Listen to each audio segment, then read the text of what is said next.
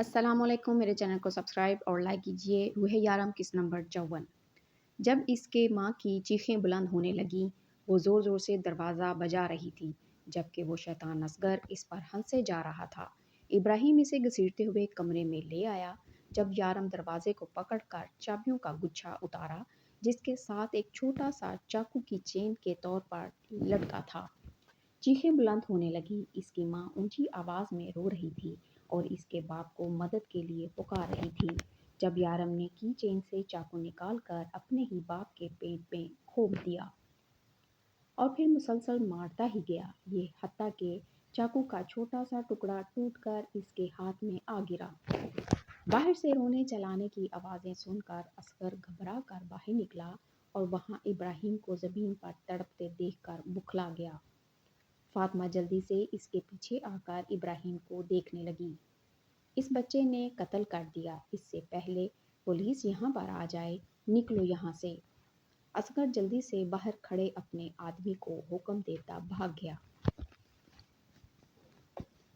यारम तू जा यहाँ से, इससे पहले कि पुलिस यहाँ पहुँच आए। भाग जा यहाँ से, वो यारम को समझाते हुए बोली, जबकि आंसू मुसलसल बह रहे थे। इसका शोहर हमेशा के लिए इसे छोड़कर जा चुका था, जिसने इसे कभी कोई अच्छी याद तो ना दी थी, बल्कि इसे बेचकर इसकी जिंदगी के स्याह सफात पर अपना नाम लिख दिया था। नहीं अम्मी, आपको छोड़कर कहीं नहीं जाऊंगा। बेशक पुलिस आकर मुझे पकड़ कर ले जाए। यारम अपनी माँ के गले लगकर रोते हुए बोला, लेकिन इसे अपने बाप के मरने का कोई दुख न था। नहीं यारम, तुझे यहाँ से जाना होगा। तुझे अपनी माँ की बात माननी होगी। तू अपनी माँ का बच्चा है ना, जा चला जा। यहाँ से मैं सब संभाल लूँगी। वो इसे अपने पास रखे कुछ पैसे यारम के हाथ की मुट्ठी में दबाती इसे ज़बरदस्ती बाहर की तरफ भेजने लगी, जबकि दूर से इसे पुलिस की गाड़ी की आवाज़ आने लगी। वो यारम के चेहरे पर जा बजा प्यार करती इसे बाहर भेज चुकी थी। पुलिस को खबर यकीनन असगर ने ही दी थी। इसे अपने शोहर की मौत का दुख था, लेकिन वो अपने बच्चे को इस सज़ा में सारी ज़िंदगी मरते नहीं देख सकती थी। इसलिए इसने अपने शोहर की मौत का इल्ज़ाम अपने सर ले लिया। ये कत्ल सेल्फ डिफेंस में किया गया था। इसके लिए फातिमा को कम सज़ा दी गई। 7 साल बाद जब वो जेल से वापस आई, सबसे पहले यारम इससे मिलने आया था। लेकिन जब यारम ने इसे ये बताया कि वो क्या काम करता है, तो इसे बहुत अफसोस हुआ। वो अपने बेटे की अच्छी ज़िंदगी के लिए जेल में गई थी और इसके बेटे ने क्या किया, अपने ही राह में अपने हाथों से कांटे भर लिए। फातिमा ने इसे वापस भेज दिया और कहा कि वो अब इसकी कभी शक्ल नहीं देखना चाहती, जब तक वो ये सब कुछ छोड़ कर नहीं आता। और फिर यारम कभी वापस ना आया। वो अपनी माँ को बहुत सारे पैसे भेजता, जिसे वो एक अलमारी में बंद रखती। इसने कभी यारम की रकम खर्च नहीं की थी। वो मोहल्ले के बच्चों को ट्यूशन और कुरान पढ़ाती और अपना गुजारा करती। आज इतने सालों के बाद वो अपनी पहले की ज़िंदगी सोचते हुए यारम का सर अपने गोद में रखे हुए बैठी थी। आज इसे यारम से कोई गिला ना था। इतने सालों के बाद अपना बिछड़ा बेटा देखकर इसकी ममता जाग उठी थी, जो इतने सालों से अपने बेटे के लिए तड़प रही थी। यारम का कमरा आज भी वैसा था। वो हर रोज़ इस कमरे की सफाई करती थी। वो तो उन्हें बताने वाला था रूह के बारे में, लेकिन रूह ने उन्हें इस तरह से रोते देखकर यारम को कुछ भी बताने से منع کر دیا۔ روح کا اشارہ سمجھ کر اس نے وقتی طور پر انہیں کچھ بھی نہ بتایا تھا، لیکن روح نے یہ بات کیوں چھپائی؟ وہ اس سے پوچھنا چاہتا تھا۔ روح نے تو اس سے اور بھی بہت کچھ چھپایا تھا، لیکن فی الحال وہ یہ لمحات جی رہا تھا جس میں وہ اپنی ماں کے ساتھ تھا۔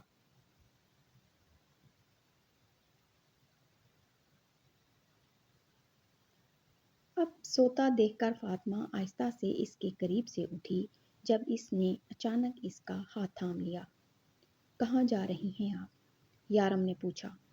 تو جاگ رہا ہے؟ مجھے لگا تو سو گیا۔ وہ لڑکیاں ہیں، یہ اکیلے کمرے میں ڈر جائیں گی، اس لیے جا رہی تھی ان کے پاس۔ تو اب آرام کر، صبح بہت ساری باتیں کریں گے۔ وہ پیار سے اس کا ماتھا چومتے کمرے سے باہر نکل گئی۔ روح فاطمہ بی بی کا بیٹا کتنا پیارا ہے نا؟ میں نے تو آج تک اتنا خوبصورت آدمی نہیں دیکھا۔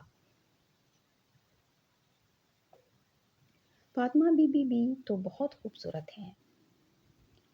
تو سن رہی ہے میں کیا کہہ رہی ہوں؟ تو سن رہی ہے میں کیا کہہ رہی ہوں تانیہ؟ تانیہ کو جواب نہ ملا تو وہ روح سے پوچھنے لگی۔ میں بھی یہی سوچ رہی ہوں۔ روح منمنائی۔ تو کچھ مت سوچ، تو شادی شدہ ہے، اس کے بارے میں مجھے سوچنے دے، تانیہ نے شرارت سے مسکرا کر کہا۔ تو روح اسے گھور کر رہ گئی۔ گھور مت یار، اتنا خوبصورت ہے کہ اس کے بارے میں کوئی بھی سوچ سکتا ہے۔ وہ ابھی تک یارم کے سحر میں کھوئی تھی، جبکہ روح کو یارم کے بارے میں تانیہ کی یہ بات بالکل بھی اچھی نہیں لگی تھی۔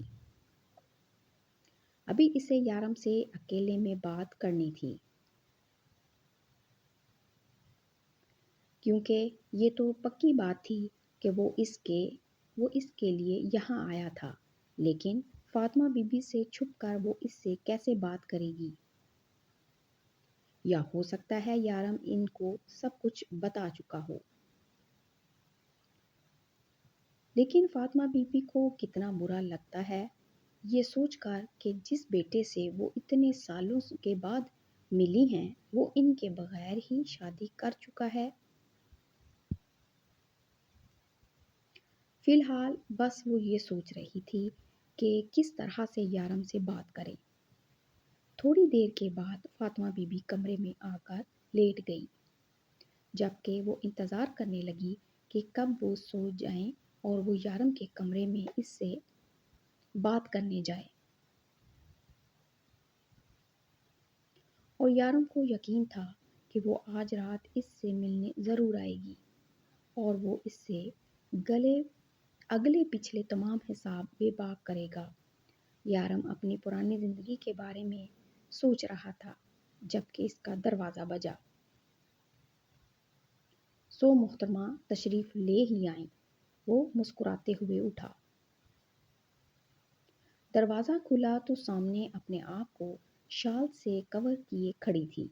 یارم، آپ فاطمہ بی بی کے اس کی بات ابھی مکمل نہیں ہوئی تھی، یارم نے اسے کمر سے کھینچ کر کمرے کے اندر کیا اور دروازہ بند کر دیا۔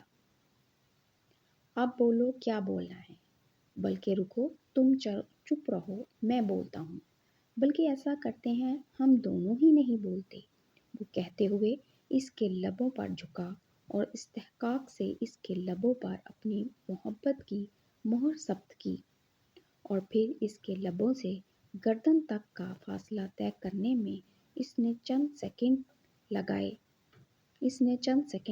تھے۔ یارم، میری بات کوئی بات نہیں سننی میں نے تمہاری، تم سنو میری بات۔ کتنا تڑپایا ہے تم نے مجھے، ہر بات کا حساب چکاؤ، میری ہر رات کا حساب دو۔ سوچنا بھی مت کہ آج کی رات تم مجھ سے دور رہو گی، میرے پاس رہو گی آج ہر دوری کے لیے۔ روح بی بی، اپنی ہر سانس کی تڑپ کا حساب لوں گا، لیکن سب سے پہلے تو تم مجھے اس بات کا حساب دو گی کہ تم مجھ سے اتنی بڑی خوشخبری کیوں چھپائی؟ بہت ناراض ہوں تم سے، تم نے مجھے کیوں نہیں بتایا؟ روح، کیوں چھپائی مجھ سے اتنی بڑی بات؟ میں باپ بننے والا ہوں، تم جانتی ہو نا کتنی بے چینی سے انتظار کر رہا تھا میں اس خبر کا، اور تم مجھے بنا بتائے یہاں آ گئی۔ روح یارم کے چہرے کو حیرانگی سے دیکھ رہی تھی، جبکہ یارم ابھی تک اس سے اپنے شکوے کر رہا تھا۔ روح، اس طرح سے چپ رہنے سے تم بچ نہیں جاؤ گی، بتاؤ مجھے کیوں نہیں بتایا تم نے؟ اتنی بڑی خوشخبری کیوں چھپائی تم نے مجھ سے؟ میں تمہاری ہر غلطی معاف کرتا ہوں، لیکن یہ غلطی معاف نہیں کروں گا۔ وہ اس کا چہرہ اپنے ہاتھوں میں تھامے پوچھ رہا تھا، جبکہ وہ تو ابھی تک شاکر تھی۔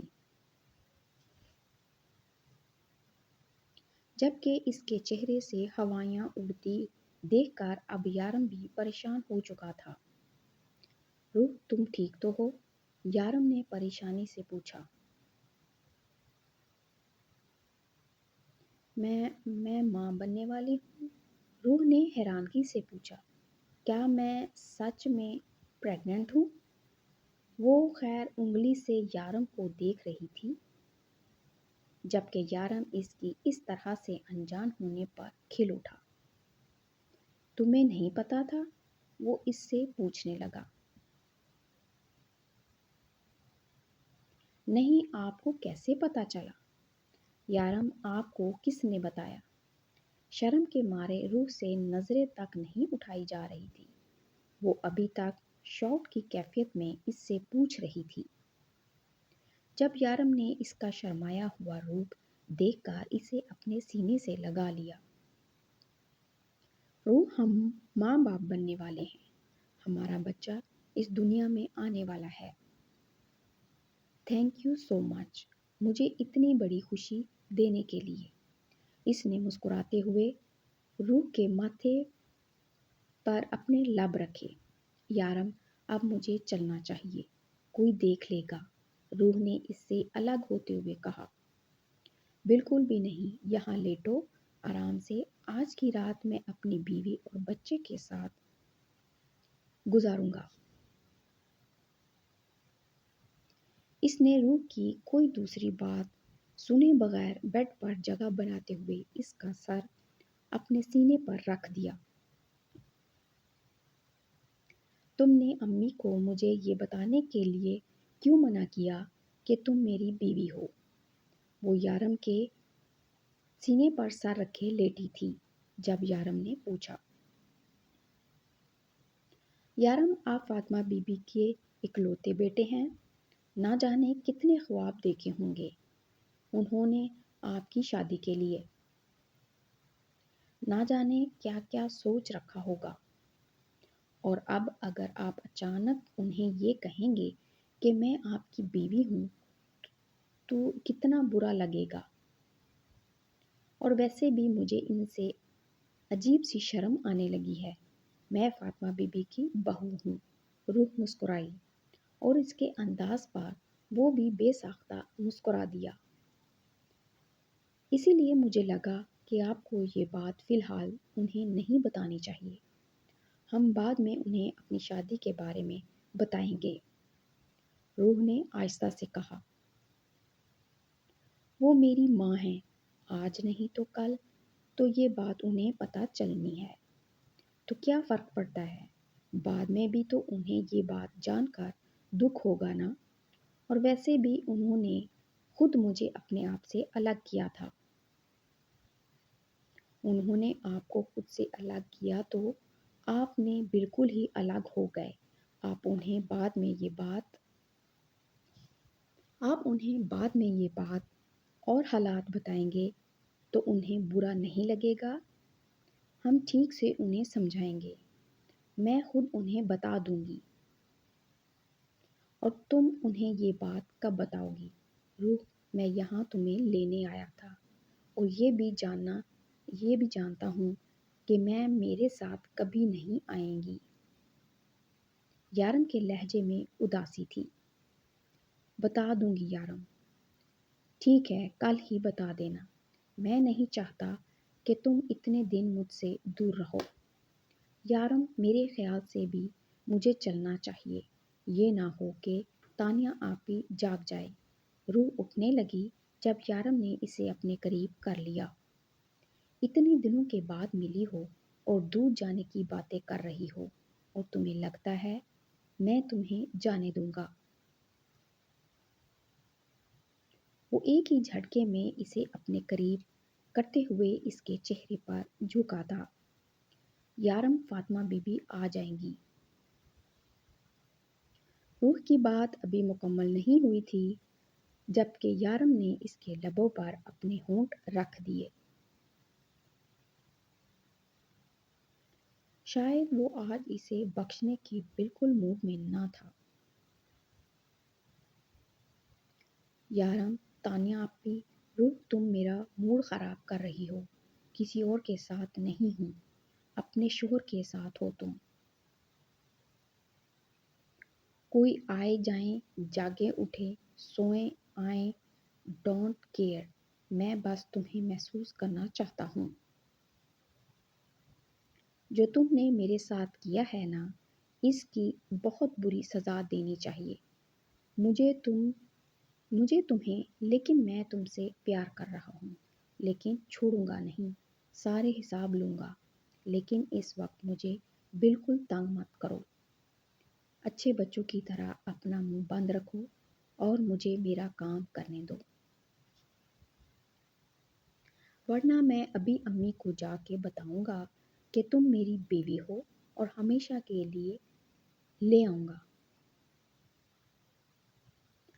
یارم کہتے ہوئے پھر سے اس کے لبوں پر جھک گیا اور اس بار روح نے کوئی مزاحمت نہ کی،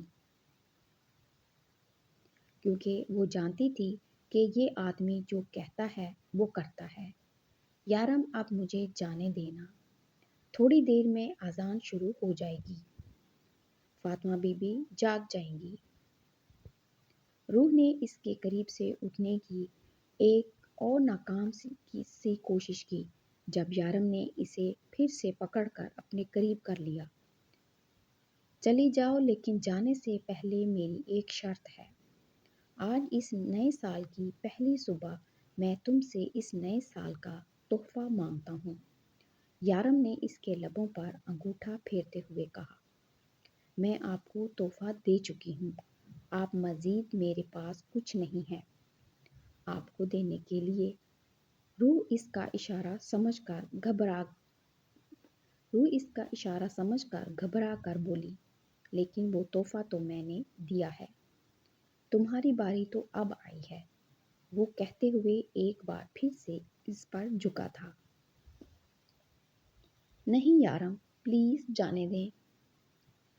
وہ جانتی تھی یہاں سب مزاحمتیں بیکار ہیں، پھر بھی ناکام سی کوشش کرنے لگی جبکہ یارم اس کی کسی بھی بات پہ دھیان نہ دیتے ہوئے اپنے کام میں مگن تھا۔ جب اذان شروع ہو گئی،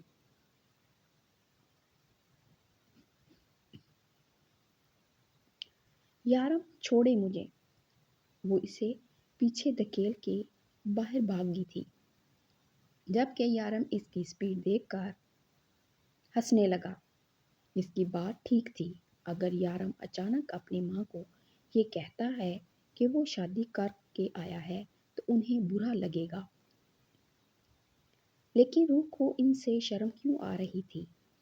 محترمہ کے لاجک ہی عجیب ہیں۔ وہ مسکراتے ہوئے دوبارہ لیٹ گیا۔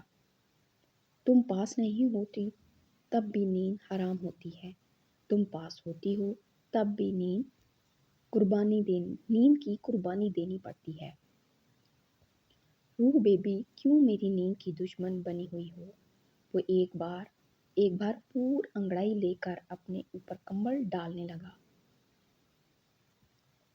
جب نظر اس جگہ گئی جہاں ابھی تھوڑی دیر میں پہلے روح اس کے ساتھ تھی، وہ بے ساختہ مسکرایا۔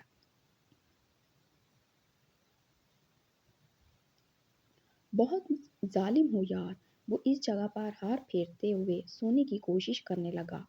وہ جلدی سے کمرے میں آئی اور اپنی جگہ پر لیٹ گئی، جبکہ تقریباً 2 منٹ بعد ہی فاطمہ بی بی نے اسے پکارنا شروع کیا، روح اٹھ نماز لے، روح اٹھ نماز پڑھ لے۔ ان کے کہنے کی دیر تھی کہ وہ اٹھ کر بیٹھ گئی۔ ارے یہ دروازہ کس نے کھلا چھوڑ دیا؟ میں نے تو آتے ہوئے بند کیا تھا۔